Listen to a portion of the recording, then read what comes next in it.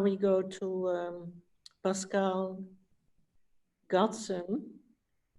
She is a friend. She is a colleague. She is a very inspiring person, a very beautiful mind and being.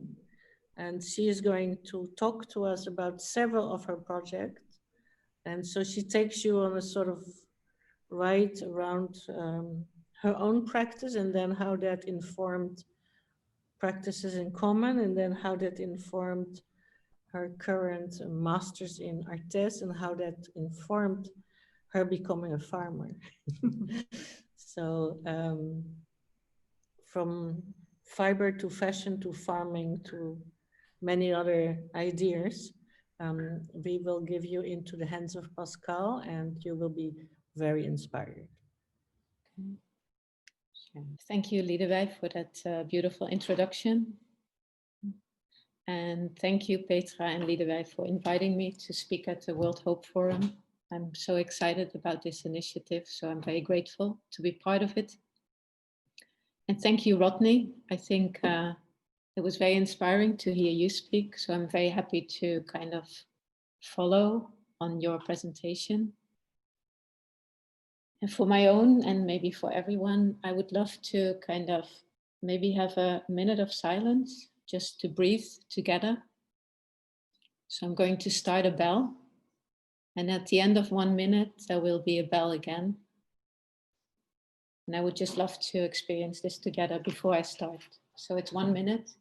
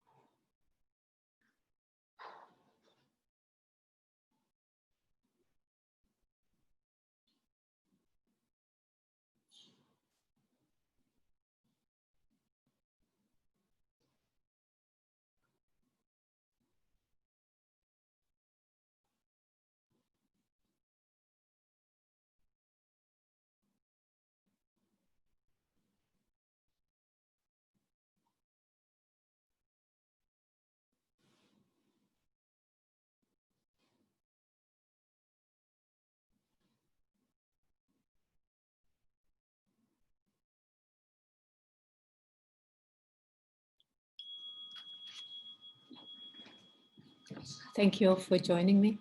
Yes, Petra. Het schermpje weghalen. Oh, kan ik dat weghalen? Oh ja, zo, goed. Normally when I give a presentation, I'm able to walk around and I'm just able to move. So for me, Zoom is still a bit limited in that capacity. Anyway, thank you for joining me in that silence. It made me a little bit less nervous maybe. I'm going to a project that's very dear to my heart. It's a worker cooperative that we started in New York. And it started out of very different projects that I had going on in my life. But I've lived for 13 years in New York. And I moved back to the Netherlands in 2018 to start the new master's practice held in common. This is Friends of Light. And with Friends of Light started when I also moved upstate New York and when I came in contact with farmers there. And a lot of farmers in upstate New York, they are producing fiber. They have sheep and they have goats and they produce fiber. And there's actually no connection between the design community in New York and the farmers upstate who produce amazingly beautiful materials. So there was definitely a desire to work with that. And also I had been looking into worker cooperatives and into intentional communities, because just like Rodney, I believe that business, the way it's structured now, is not supporting us. It's actually damaging to our planet. It's damaging to our society. It's damaging to how we think about ourselves. So for me, it's very important that if we don't change our economic paradigm, I believe that nothing can change and everything will always stay in the margin. So that's a very important subject for me. So with Friends of Light, I felt it was very important to develop an economic activity that could support a group of people in being a worker cooperative. I've also been always, as a designer, I'm trained as a fashion designer myself at Artes in Arnhem, the University of the Arts there, in the bachelor's. And I've always been very fascinated with the selvage of a fabric.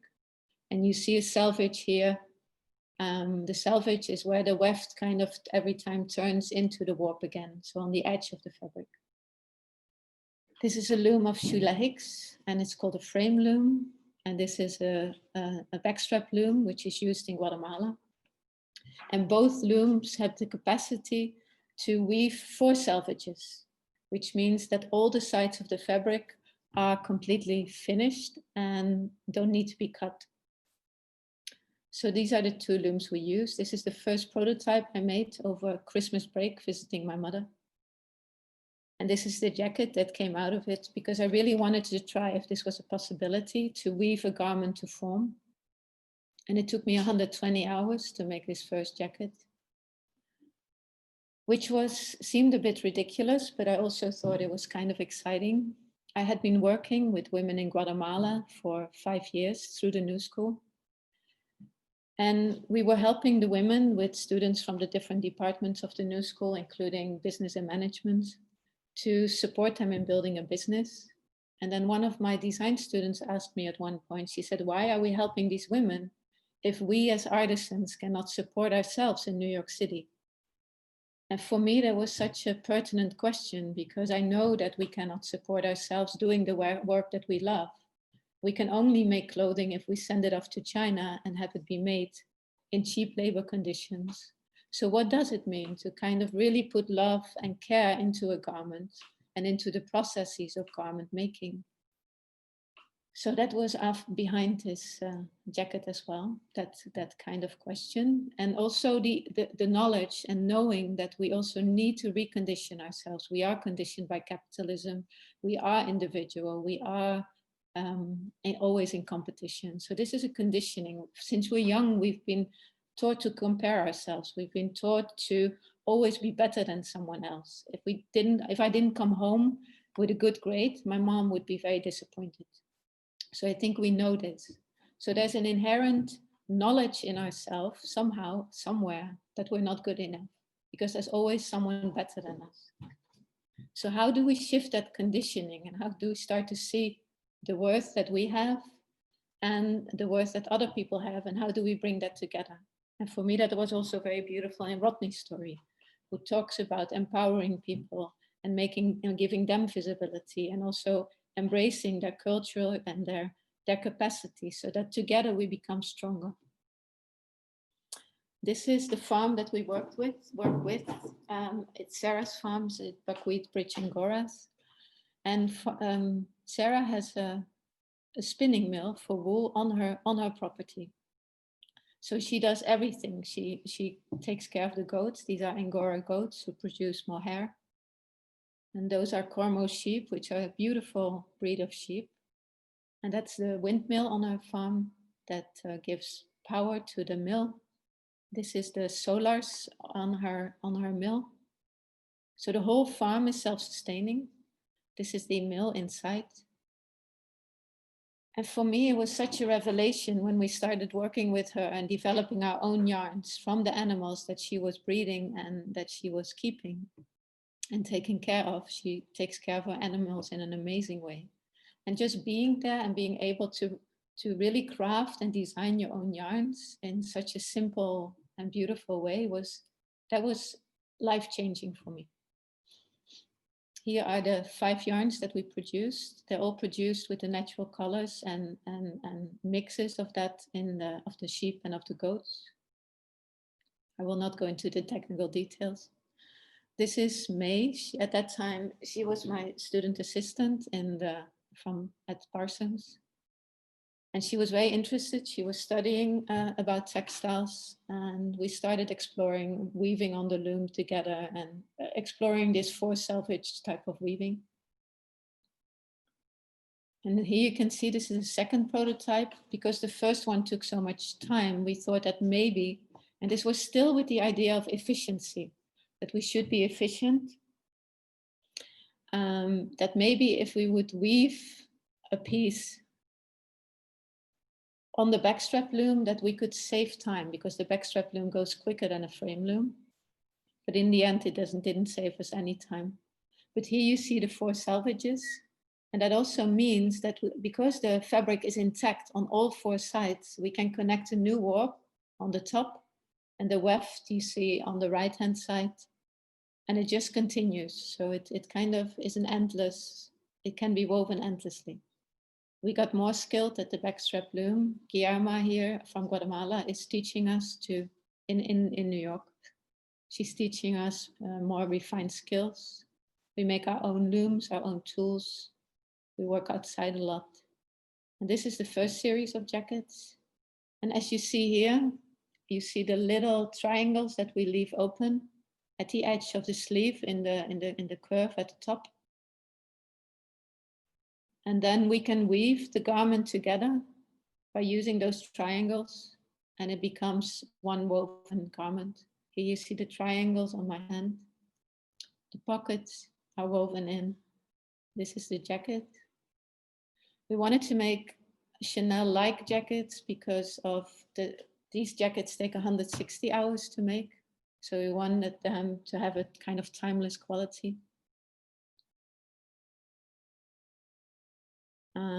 These are the jackets, and these are our looms. So we do private sales events. Liedewij has hosted a few for us, and we're very grateful for that. So we work for private clients and we make them to fit. This is Jordana, and she asked us if we could weave textiles that she inherited from her grandmother into the garment. So that's what we did. And she gave us artistic freedom. Here we are weaving together in Nadia's studio. Nadia's in the back with her 2 newborn babies next to her. And we always have the most beautiful and the most intimate conversations, and we laugh a lot, of course. It's a real joy to work together. This is a jacket for Jordana.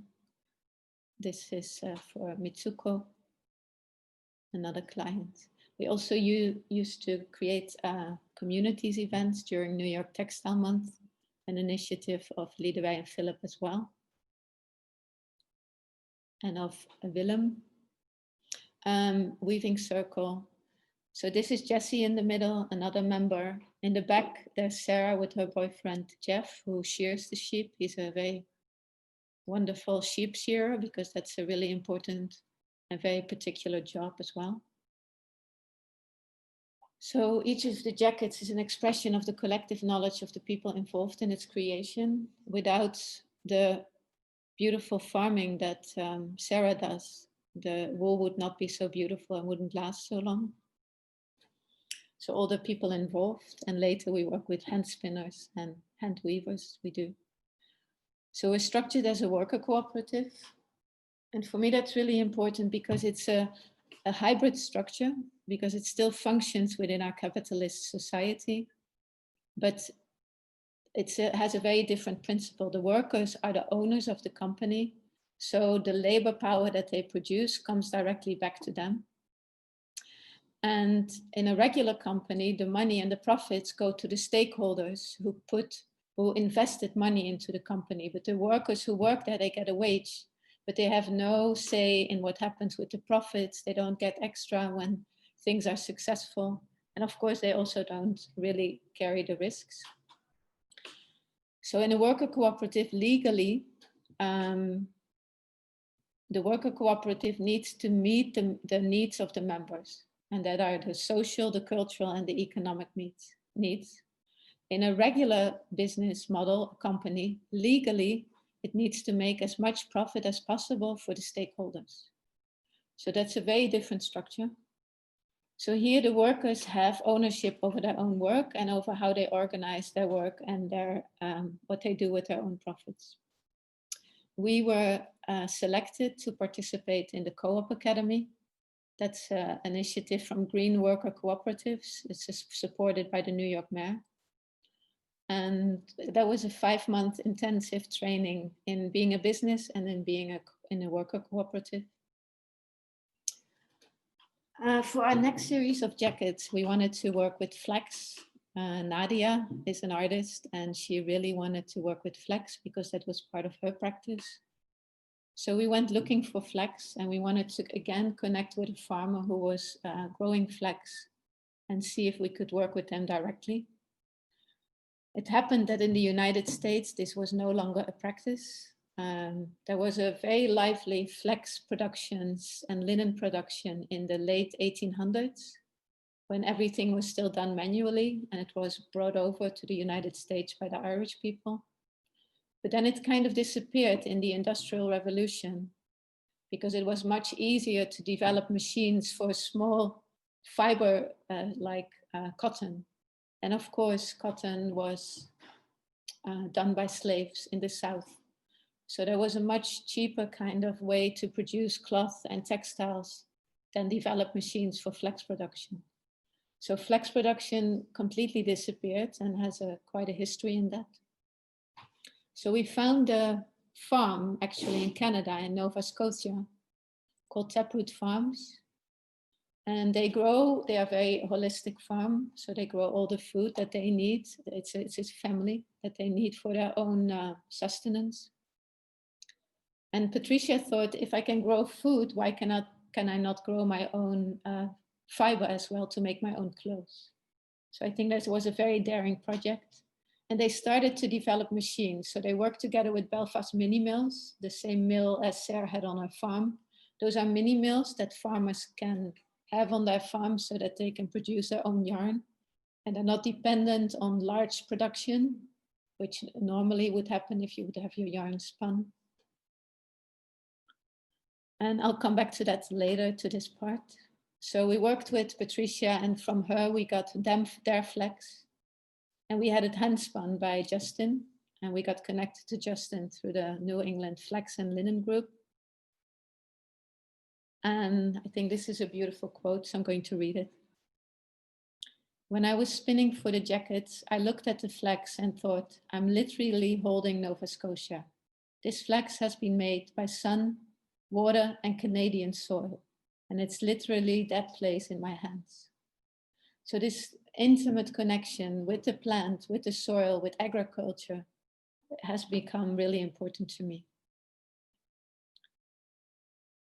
And Justin now is also growing his own flax, and he's hand spinning, hand weaving linen cloth for special clients. So then it's 2018, and I moved to Arnhem, and I redesigned a master fashion design program there. It's called Practice Held in Common now. And as part of the program, we have different research areas. And one of them is called the Linen Project. And for the Linen Project, we partnered with the Crafts Council Nederland because they had a similar interest. I met them at Dutch Design Week, actually, 2017. And they had a beautiful presentation of linen and all the different materials and products that can be made from the flax plant. I'm losing my voice, so I'm going to take a sip. I'm speaking to my computer, so it feels a bit alien still. So with the Linen Project, we really want to bring back local flax farming to the Netherlands again and the production of linen. There's still a bit of flax production in Holland, but not a lot. And everything that's been grown there is being shipped to China. Also, organic linen is not present anymore. Last year, Van der Bilt for the first time grew biological linen of flax.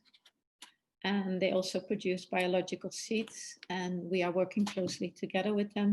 Van der Bilt Vlas en Zaden is the oldest and the still remaining company that processes the flax plant into the fiber before it gets shipped to China. So we want to bring back linen production in the Netherlands. But also for me, again, it's really important that we look at how we do that and how So the first season, let's say, and that was 2019, it was really about learning how to cultivate flax and bringing that knowledge together. So we worked together with the Dutch Open Air Museum, which here you see Michael preparing the field. We work with the Horsterhof, which is a small biodynamic farm, which is on river clay. We looked for farms which are on river clay because that's the best soil for flax. And we work with the Lingerhof, which is a larger biodynamic farm in Hemmen. In the Open Air Museum, and this is at the Lingerhof. At the Lingerhof, we do all the things that can be done by machines, we do with small machines. At the Horsterhof, we do everything by hand. And the weeding always has to happen by hand because we do it in a biological way. So there's no pesticides being used or anything. So we weed by hand. In the first year, we called volunteers. So we grew a beautiful community of 50 people who volunteered to work with us on the land. This is the big field. That's 1.5 acres at the Lingerhof.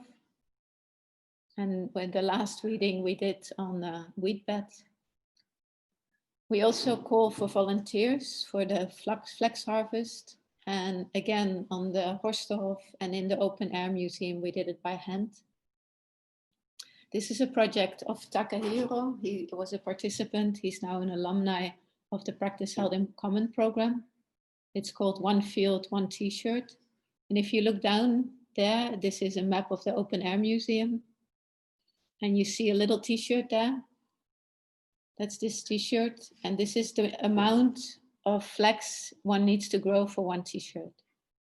So Taka took care of his field every day for 100 days. That's how long flax grows. And this is the time for harvesting it. So that always happens in collectivity. This was our harvest at the Horsterhof, which we also did by hand. And here you see the flax redding on the field, which is a kind of rotting process that releases the fibers from the stem. And here it's ready to be taken in. We rolled it by hand.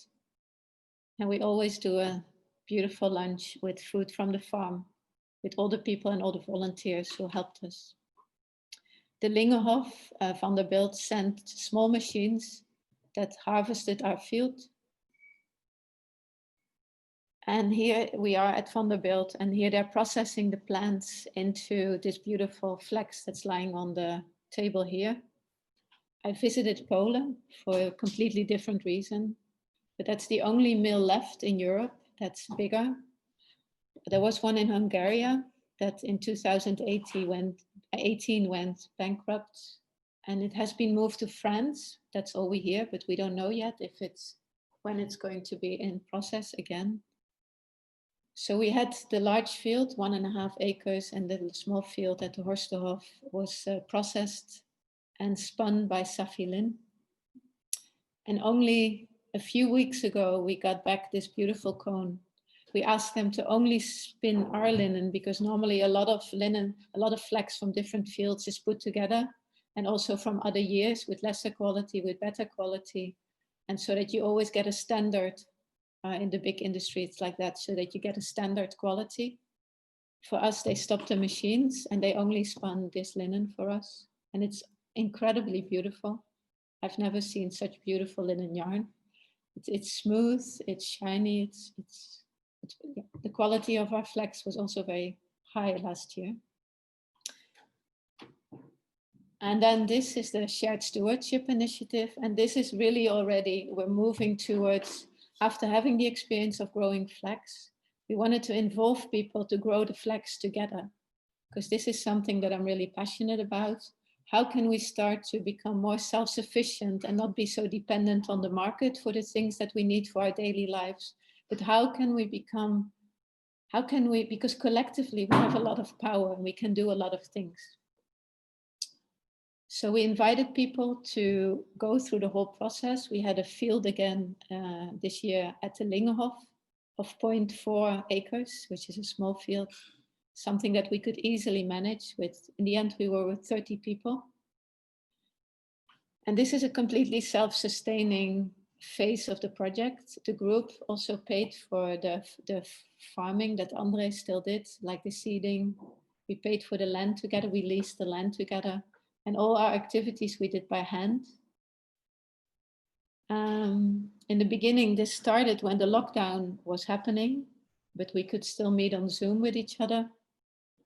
And farming continued during the lockdown. So we were able to weed and we were able to do all these things, even though the lockdown was happening. And I just want to say that we do everything with consensus decision-making. We rotate roles in the group. People take on different roles that they are really passionate about. So we're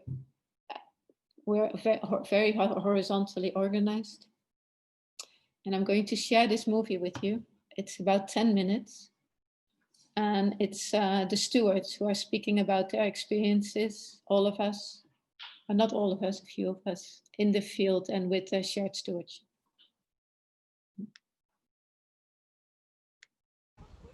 Sinds dit jaar zijn er 30 stewards die zich aan de Linnen Project hebben verbonden om gezamenlijk een veld vlas te verbouwen. Samen doorlopen zij het hele proces om daarmee hun eigen vlas en linnen producten te kunnen ontwikkelen. Ik had vooral zin om mijn handen in de aarde te steken. Het is gewoon handen in de aarde en vies worden en op het land werken.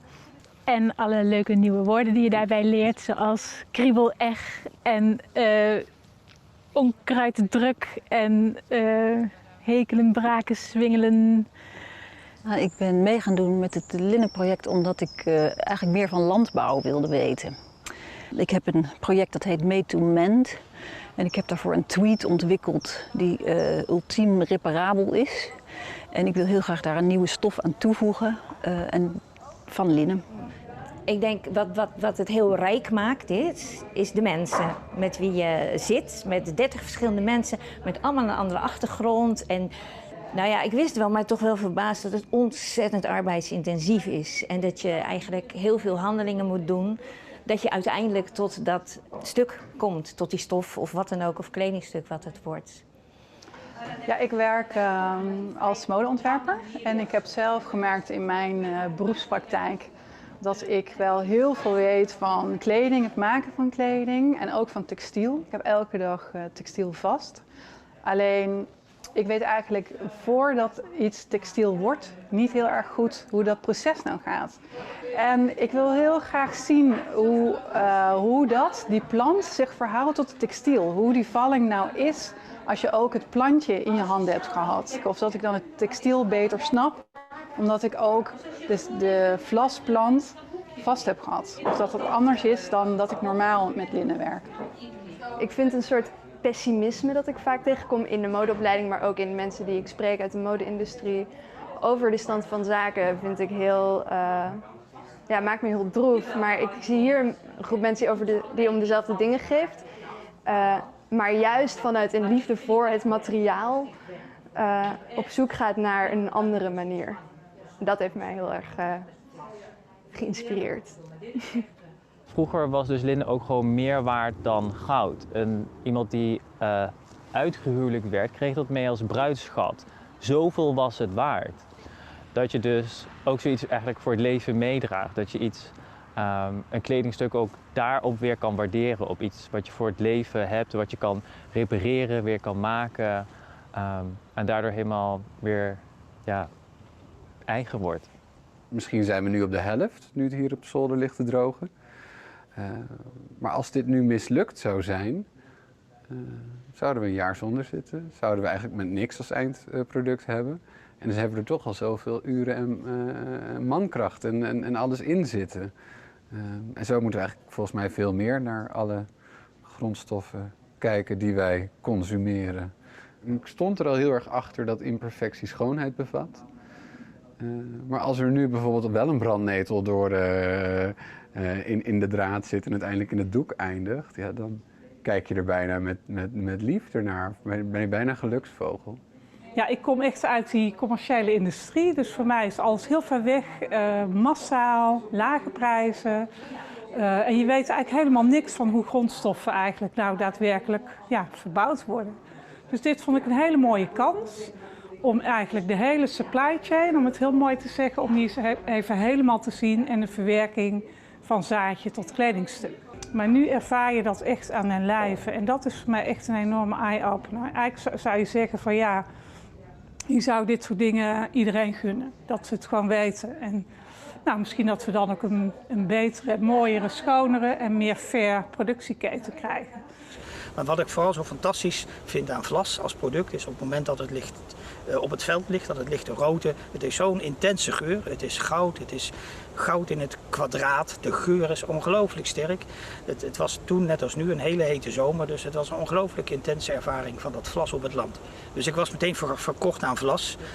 Op een dag als vandaag, dat we hier bezig zijn, dan merk ik ook al dat ik ben toch een soort van boer die snel klaar wil zijn en hup, de stok eronder steekt en dan omslaan. En andere mensen die toch meer uit het creatieve vak komen, die hier ook op het veld lopen, die zijn toch allemaal eerst nog bezig met de boel wat meer recht te leggen. En ik sla gewoon om en dat rechtleggen komt wel een keer. Nou, de lokaliteit heeft me heel erg verrast. Ik ben met textiel natuurlijk wel bezig als vorm, maar eigenlijk nooit dat ik de grondstof lokaal van een uur fietsen van mijn huis zou kunnen halen. Dat heeft me wel verbaasd. En je wordt natuurlijk ook heel erg de seizoenen ingetrokken. Dus dat je opeens een hele logische cadans krijgt van het oogsten naar het eindproduct. En waarschijnlijk dat we straks in de winter misschien maandenlang aan het spinnen en aan het weven zijn in onze schuur. Dat heeft een soort van logica die heel prettig is. We hadden het erover van het oogstfeest, dat na het vlastrekken zou moeten plaatsvinden. Dat klopt helemaal niet. Het oogstfeest, het feestgevoel, was voor mij echt het samenbinden van het vlas. Van na al die maanden werk wat we eraan gehad hebben en tussendoor ook regelmatig gaan komen kijken van hoe het ermee staat. En dat je dat nu samenbindt om van het land af te halen voor de volgende fase. Dat vond ik echt een feest. En dan staat zo'n mooie bundels over het hele veld heen verspreid. Dat was ook echt een supermooi beeld. Mijn familie is oorspronkelijk een agrarische of een boerenfamilie. En mede door dit project ben ik meer daarin gaan verdiepen. En dat is een mooie brug geweest om meer die achtergrond te gaan begrijpen. Om opnieuw daarmee kennis te kunnen maken op een hele verbonden manier. Vanuit mijn praktijk, maar ook vanuit mijn roots, zeg maar. Wat ik zelf mij het meest boeide, is om niet als een geprofessionaliseerd iemand mee te doen, maar gewoon als mens mee te doen. En iets dat groter was dan mezelf. Dus dat ik eigenlijk bijdraag en iets dat met de natuur te maken heeft. En gewoon als mens. Wat mij tot nu toe het meest is bijgebleven is een soort van de magie die rondom het project hangt. Als je het erover hebt, dan ook mensen die er nog niet direct bij betrokken zijn, die zijn meteen heel erg gefascineerd en geïnspireerd. Ik heb met mijn familie vlas geoogst, buren wilden meedoen. Dat vond ik eigenlijk een hele magische interactie. Hoe een soort domino-effect eigenlijk ontstaat. Ja, voor mij is het enthousiasme van iedereen die meedoet in de groep heel erg inspirerend. En geeft me heel veel energie. En ook dat we echt alles met de hand doen. En dat het altijd weer onverwacht is wanneer we het veld op moeten. En dat iedereen zich dan ook weer mobiliseert. En dat de gezamenlijkheid die daarin zit, daar word ik heel erg blij van. Ja, een moment wat ik me goed herinner was dat om heel erg op tijd op te staan, naar het veld te gaan en de zon te zien opkomen. En al werkende in die koelte van de ochtend het vlas te oogsten. Nou, dat was wel heel mooi om zo met de zon die opkwam en de koelte die in die ochtend was flink te bikkelen. Ja, dat vond ik een heel mooi moment. Ik vond het heel mooi dat al die mensen die daar op die manier hun energie in stoppen en daar ook iets uithalen. En ook allemaal wel een soort gevoel hebben van wauw, dit is mooi. En het is eigenlijk zoiets simpels. Het is gewoon een plant en die groeit en die doet wat die doet. En dan zit daar in één keer zo'n verhaal aan vast met al die mensen. En dat vond ik heel bijzonder. En dat is ook heel, dat ontroert mij dan wel. Ja. Dat vind ik echt prachtig eigenlijk. Ja. Wat lief! Ja, dat is toch zo? Ja, dan denk ik, weet je, het is ook gewoon toch een plantje. Het groeit gewoon. Ja. En wij halen daar zoveel uit dat ene plantje. Dat is prachtig.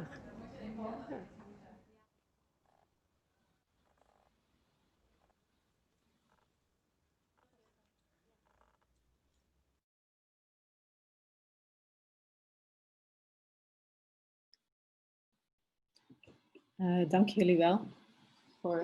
Thank you for looking at this video, because this project is very close to my heart and it really touches me to hear everyone speak.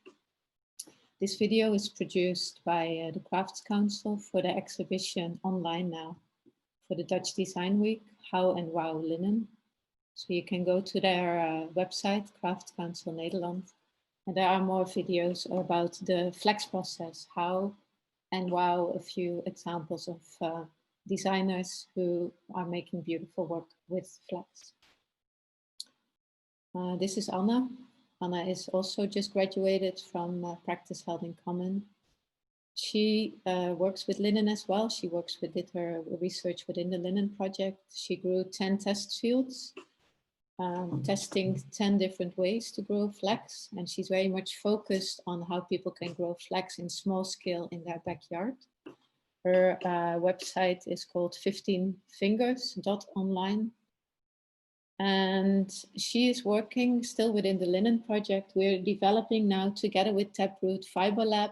We're working on a small scale fiber flax facility, because at the moment we're still dependent on big industry to have our flax spun. And the spinning is really the kind of bottleneck in the whole process to make it locally possible. I mean, now we are doing everything by hand, but that's so time consuming and that doesn't make it accessible for a lot of people. So, because we will be spinning for 300 hours to make one garment out of it. The stewards are committed to that because we as a group really want to go through that whole process. But to make this local production possible in a lot of different localities, not only in Holland, but once the machine is there, it can of course be in many different localities.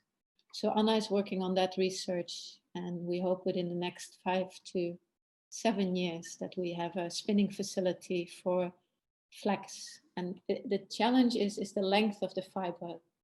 The flax fiber is about 120 long if it's a good year, if it's a good harvest.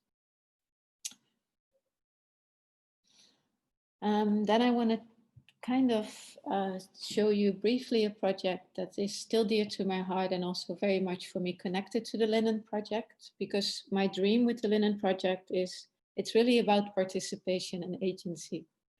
How can we connect to these very basic needs in our lives again, and how can we take charge over that again? There's also a research track in Practice Held in Common that's named Take Back the Economy, that is also connected to Avans and to Godelieve Spaas, who's a lecturer in New Economies in Holland. And it's really about how do we take back the agency over our own lives again. And this is a project I did in 2014. And I'm going to briefly walk you through it because I also still want to show you 2 small videos from alumni from the program. So I was invited in a museum in Japan, which was started with a book that a friend of mine wrote, Nakako Hayashi, who in the 90s I did shows in Paris, and she followed my career there. And we were pushing the boundaries. We were with a group of 6 designers, Le Cri Néerlandais. So she wrote about that period in fashion when it was still possible to formulate an alternative perspective on fashion within the system itself, where capital was not the only motivation to create fashion, but where people were really pushing boundaries, and it was really a cultural space and a social space. Anyway, so this exhibition had Bless was in there, Susan Chancholo, designers from Japan, photographers that were really relevant in the 90s as well. So the museum asked me to do something with the uniform of the guards. And I said, well, I don't want to redesign their uniform, but I would love to work with the guards 2 weeks before the opening of the exhibition. And I would love to teach them how they can make their own uniform. So we started with talking about our own clothes. We had a lot of interactions together. They also wrote me letters before I went there. All the guards that wanted to participate wrote me letters and we exchanged letters. And what was really kind of touching me was that they said, people really don't really notice us in the museums. And we feel we are sitting there and we have this warm heart and people don't really notice us. And they experience a lot of aggression because they have to take care of the people, but they also have to take care of the artworks in the exhibition. So they had a challenging relationship with being a guard as well.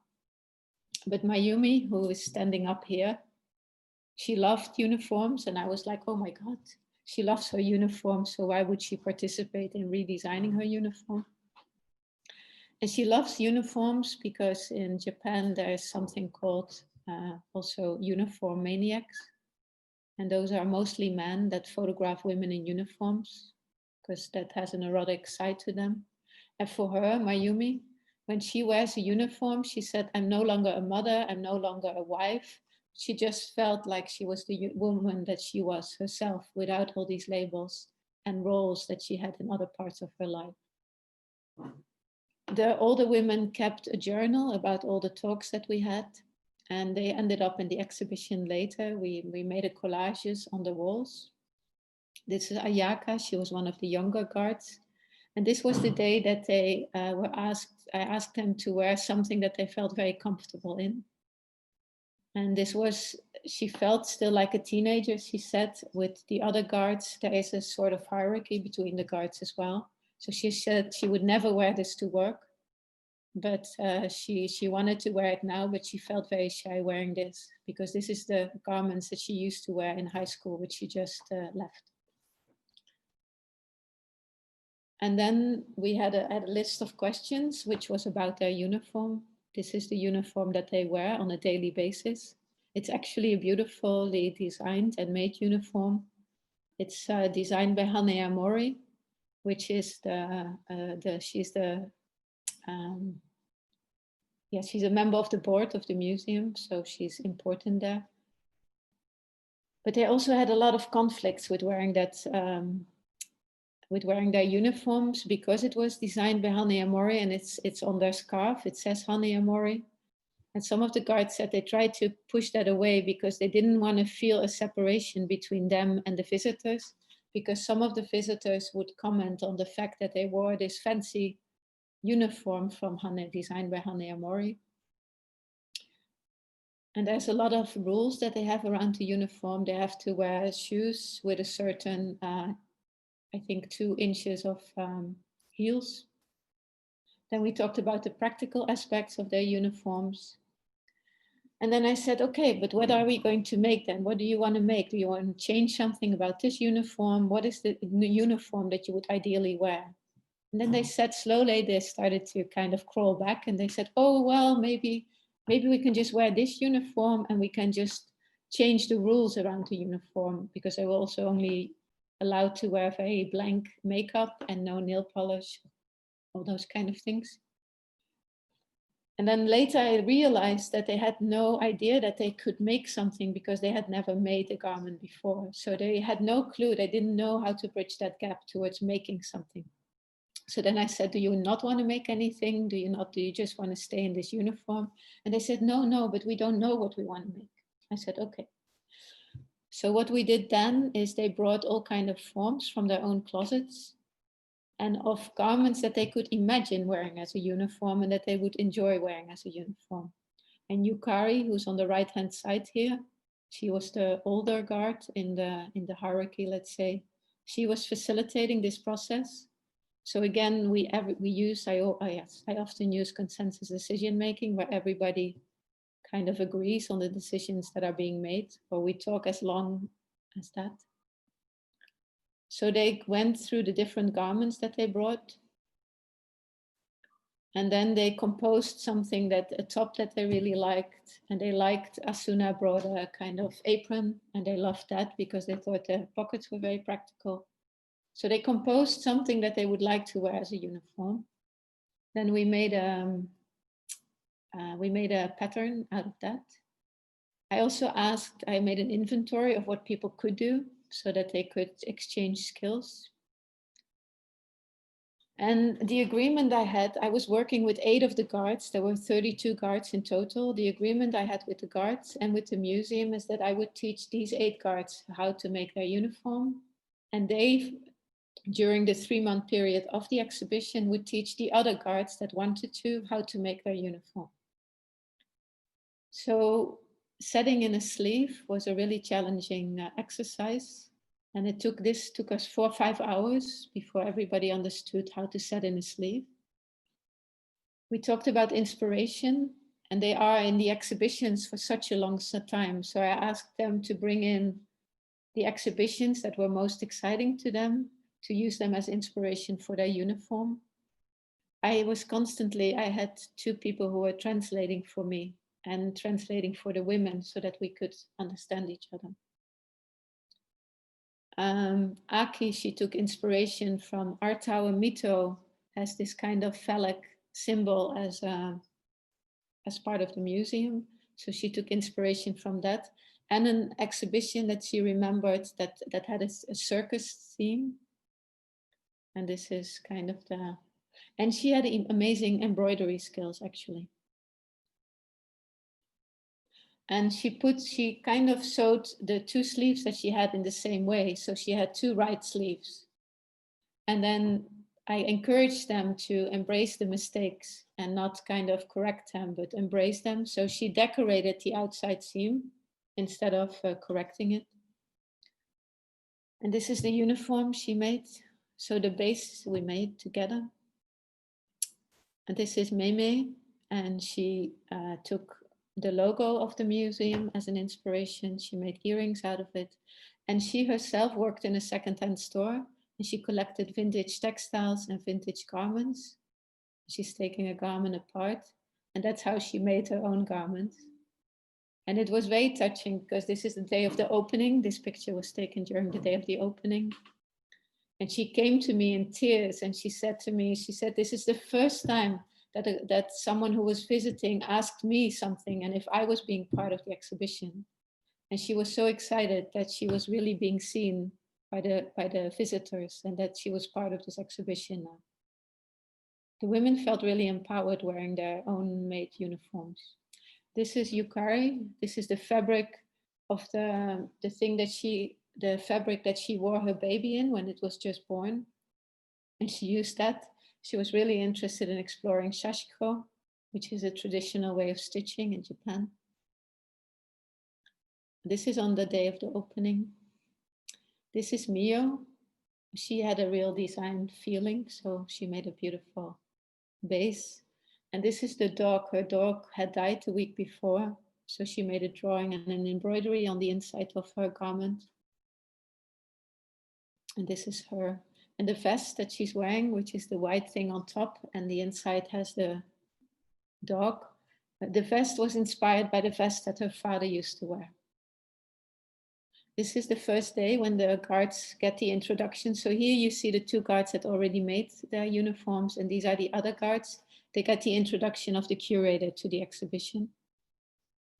And this is the evening before the exhibition opens. So all their sketches and things are on the walls of the exhibition. And they're wearing their uniforms for the first time. And this was really beautiful for me. So I left, and a few weeks later I received those photographs. And here you see the first 8 guards that I worked with teaching the other women how to make their uniform. And it is Takako. And they were inspired by things in the exhibition as well. This is Takako. She was inspired by Susan Cianciolo's work. Susan Cianciolo is a designer an artist from New York. And she often includes her daughter, working with her daughter in her work. So she worked with a little son to make a fabric. And this is Saori, and she is inspired by Daniel Buren.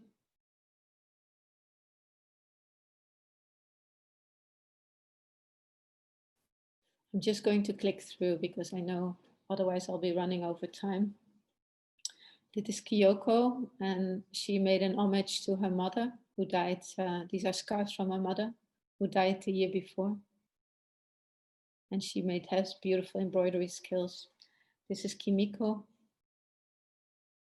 And what happened this is Amy. She approached it more conceptually. What happened over the time of these 3 months, they were in the presence of each other and they started to give each other gifts and teach each other skills. So their uniforms grew over time and they actually developed their own uniform language over time, which is something that went beyond my expectations. So their uniforms, they grew. And it was a tool of communication and sharing love and appreciation for each other.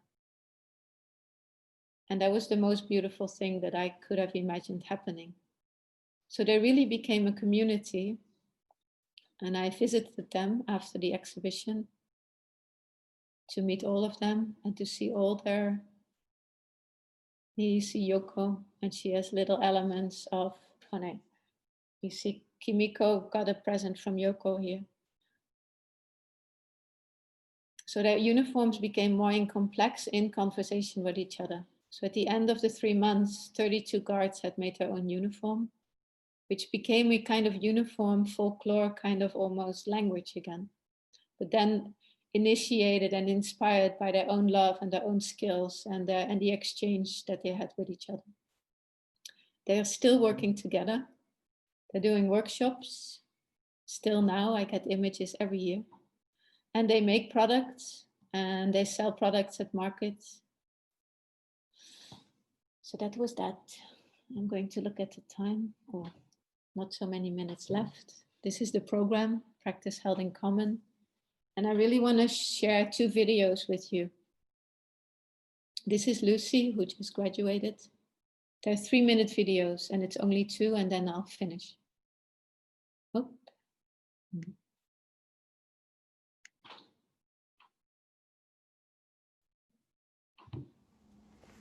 Love and trust, I think it's the 2 strongest things we all experience. So she shares her process and experience with her time in the Masters. I worked with a lot of organization, did a lot of mending workshop to gather people, but I see that as a tool to people to connect with each other and to express through the story of the garment. For me, it's really important to reconnect people because in the system we are really individualists, and I think by spending small moments together we can try to learn from each other, understand each other, and maybe I hope people who are not included in the system anymore could be more included by this kind of moment and could meet other people and create at the end more inclusion. That's also really interesting to see, even if we are really different people, we can still have a connection with each other, but at the end we always have common ground. Right now I try also to make that evolve, and I try to make people express also with the body through maybe a bit of theater, and I would like to try also to emphasize that with circus. Right now I don't have a concrete plan about it. It's just I see myself more as a facilitator, which is there to help people and create a space and create a safe space to help people to communicate and make. I'm so happy to have a lot of freedom to explore. For me, at least it's really important because it allows yourself to go in the wrong direction, to make mistakes, and to learn from them. Also show you really who you are and what you can do by yourself. And also you can go out of the box. It's really open at the end, so you can do everything you want, and that's sometimes also really scary, but I think the good thing is you need to find the purpose to do things. It's the first time I really trust a bit myself. We are supported by the program, so we have a lot of possibilities. At the end, we are not alone in this feeling. I think we already grow a lot from that.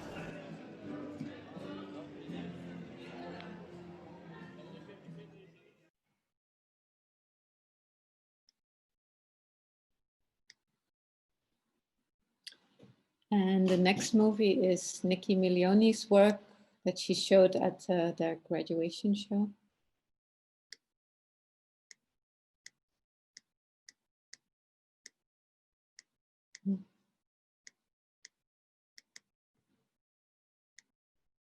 I'm going to open this in my email, because I would love to end with this video.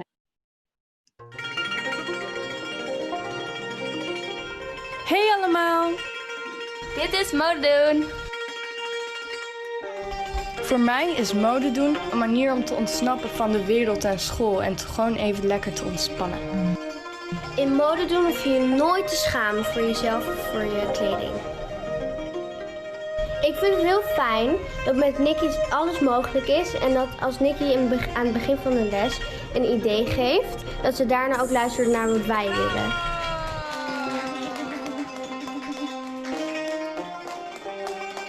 Waaruit dan weer duizenden nieuwe ideeën kunnen komen. Ik wou altijd dat de dingen precies zo gingen zoals ik ze wilde, maar ik heb met Nikki geleerd dat niets mislukt is. Ik vind het leuk dat niets goed of fout is en dat alles mag. Nou, als ik terugkijk, dan zie ik eigenlijk gewoon meteen de kamer en allerlei kleurrijke spullen. We willen eigenlijk altijd heel snel aan de slag, want we vinden het allemaal heel mooi uitzien en zijn gewoon benieuwd wat er allemaal is.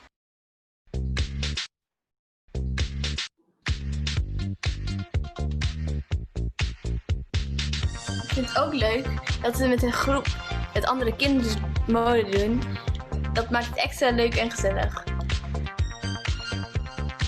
Eigenlijk zijn we heel erg comfortabel met elkaar en we laten onze ideeën zien en we schamen er niet echt voor. Dus het voelt gewoon best wel close en niet echt raar, maar gewoon leuk. En we helpen elkaar heel erg. En als iemand een leuk idee heeft, dan kan je daar inspiratie van uithalen. Het belangrijkste is dat we met z'n allen heel veel lol hebben. Ik vind het leuk dat ik mijn eigen dingen en kleren maak, want dat heeft niemand anders en dan voel ik me heel speciaal. Ik schaam me nu niet meer voor mijn kledingstijl en durf veel meer. Dan kijk ik naar iets en normaal zou ik denken van nee, dat zou ik niet dragen of nee, dat zou niet goed staan. Maar nu kijk ik er op een andere manier naar, kijken hoe ik het anders kan doen. Mode doen heeft mijn manier van kijken naar dingen veranderd. Kom je ook mode doen?